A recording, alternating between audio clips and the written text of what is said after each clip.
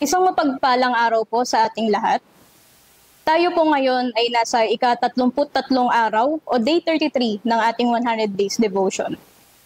Ang ating pong pagbubulay-bulayan sa araw na ito ay may pamagat na faith comes by hearing.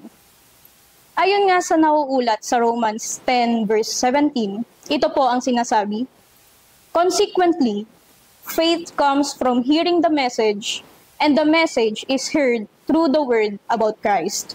At sa Tagalog naman po, kaya't ang pananampalataya ay nanggagaling sa pakikinig, at ang pakikinig ay sa pamamagitan ng salita ni Kristo. Mga kapatid, ang mensaheng ito ay nagpapaalala sa atin kung gaano kahalaga ang pakikinig ng salita ng Diyos upang lumago ang ating pananampalataya. Narito po ang 3 mahalagang puntos na tumatalakay sa ating paksa ngayon. Una, understanding the importance of hearing. Mga kapatid, lagi nating tatandaan na ang pananampalataya ay nagsisimula sa pakikinig ng Ebanghelyo.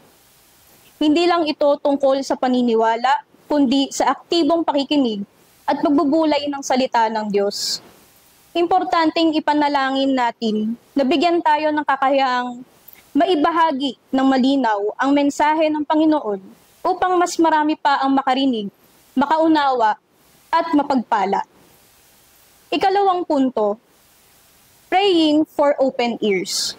Mga kapatid, tunay nga na marami pa ang hindi nakaririnig ng salita ng Diyos. At tunay din na marami pang nakaririnig, ngunit sarado ang isip at matigas ang puso.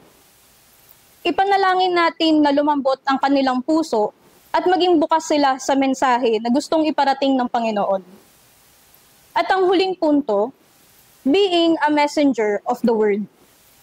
Bilang mga Kristiyano, tayo ay may responsibilidad na ipahayag ang salita ng Diyos. Humanap tayo ng pagkakataong maibahagi ito sa ating pamilya, mga kaibigan, kapitbahay man o komunidad. Kailangan nila ito. Hindi lang ito sa pamamagitan ng ating mga salita, kundi pati na rin sa ating mga kilos at pamumuhay. Tayo pong lahat ay manalangin. Panginoon, buksan mo po ang aming mga tengang handang makinig at pusong handang tanggapin ka upang marinig at maunawaan ang iyong mga salita. Gamitin mo kami upang maipahayag ang iyong kabutihan at matulungan ng iba na mapalapit sa iyo. Amen.